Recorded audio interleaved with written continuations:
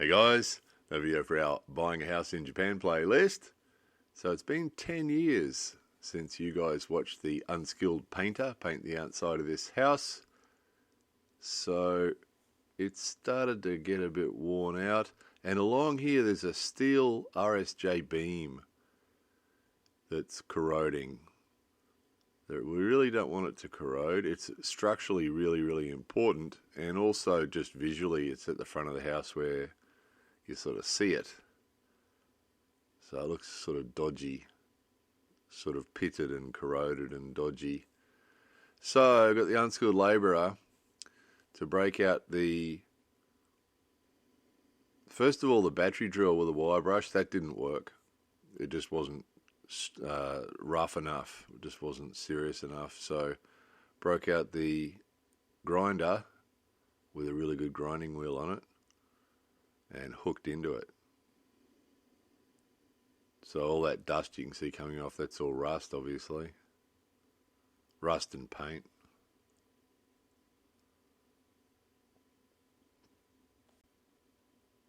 So pretty serious job, because obviously RSJ, so that's got 4 horizontal surfaces and 1 vertical surface that we can access. So a fair bit of work went into that. As always with painting, it's usually the preparation that's all the hard work. Come along and do the painting at the end's the easy bit. So there's also a number of bolts there. They've got a huge wooden beam that goes across, and then the steel RSJ is bolted to it. So those bolts, the bolt heads, and the nuts on the other side, a bit dodgy too, so ground them off and got the rust off them.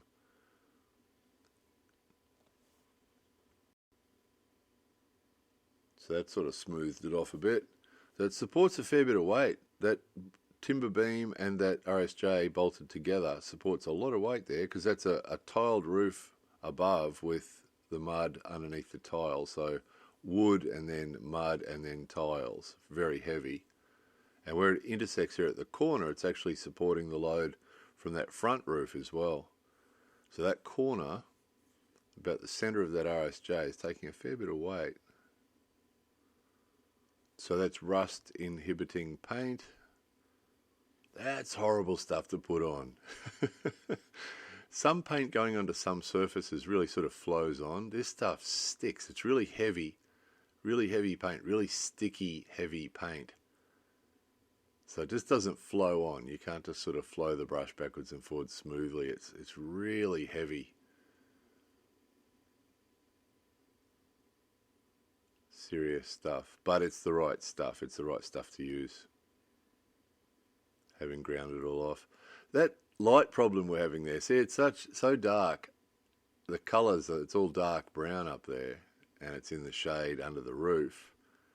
And then outside's these bright autumn days. So that trouble the camera's having, the old guy was having the same problem with his eyes, trying to see what was going on up in there.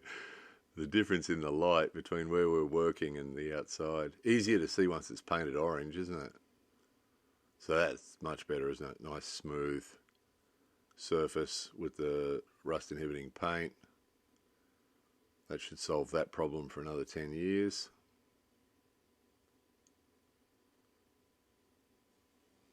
Bit of a funny setup the way they did that. Looks like the RSJ might have been added later. They made the big wooden beam first and then decided it wasn't enough or something. So break out the spray can.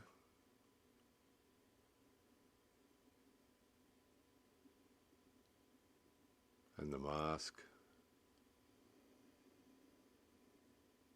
Always takes a bit of time to get the spray can dialed in, you know. You just got to get it just right. The right balance. The paint has to be...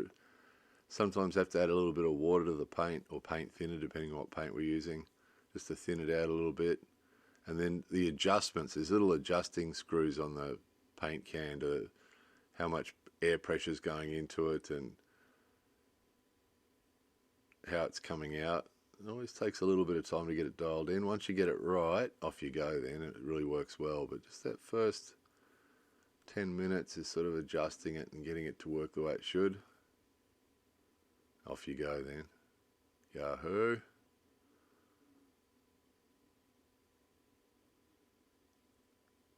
It blows a bit around, doesn't it?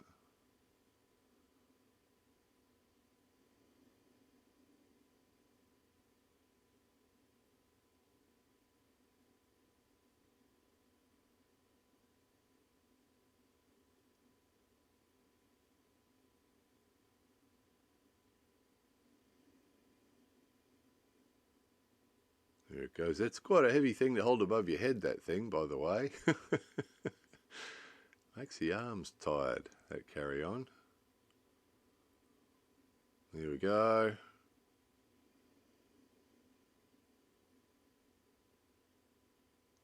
So structurally much better. Also, we have barbecues underneath this roof too, so probably no one else ever notices this sort of stuff, you know. but some of us notice it. Those who have worked on it notice it. So that's starting to look a bit tight up there too, isn't it? 10 years ago we painted that. Looked okay then, but it's starting to lose it. So taped up the light there, keep the paint off the light, and went, okay, let's do this roof. This ceiling has to be done, really. Off we go. The original plan was just that metal RSJ, but as always with these jobs, once you start to do one bit and it looks better, then you go, oh, I've got to do this other bit now.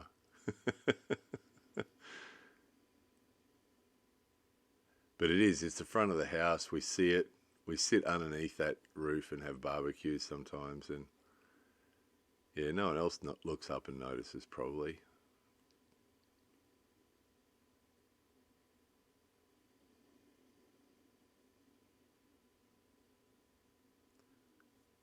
And one thing leads to another. So that's a Armado box, that box there. That's what the storm shutters are in, and we'd never pull those storm shutters out. Never have, never will. Just don't use them. But the actual box itself is part of the structure of the house now, so paint it and keep it looking good. Could pull the boxes off if we wanted to, but underneath it, they were built when the house was built, part of the structure. So if you pulled the boxes off, you'd then have to do something with underneath it, and one thing would lead to another, and it's just not worth it. Yeah, don't know what happened here. Sorry, guys. A bit out of focus. Just bear with it a second.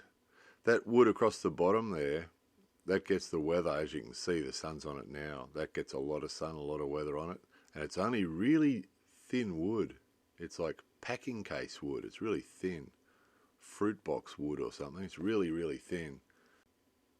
So really important to keep that looking good. And another damn tree. Some of you might remember another video recently with another part of the house where there's another one of these posts that's actually a tree. Some members of the house really like them from an artistic point of view, but they're a bit of a pain. They're a pain to paint. But got it done anyway. So yeah, sort of freshened up the front of the house a bit. Wasn't as much work as it was the first time we had to do it 10 years ago. There's a lot more preparation required.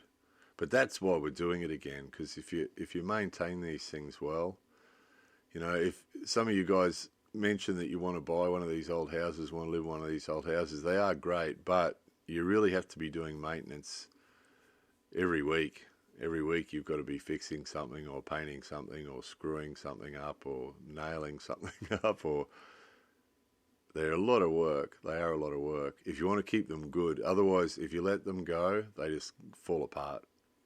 So some of you guys would have seen videos when we first bought this house, and it had been just left on its own for 10, 15 years, and it was pretty sad.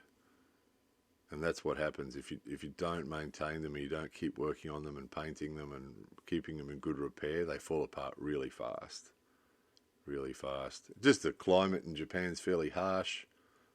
And when they're exposed, parts of the house are exposed to the sun and the rain and the wind. If you don't keep them in good condition, they'll start to fall apart. There's that roof we did before, that ceiling we did before, remember? So that's good, and now the front of the house is good. So now this corner and front is all fabulous. So time to move on to another part of the house now. And there's no shortage of that.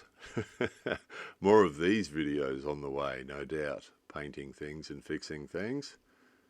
Anyway, that was that one. More videos coming soon.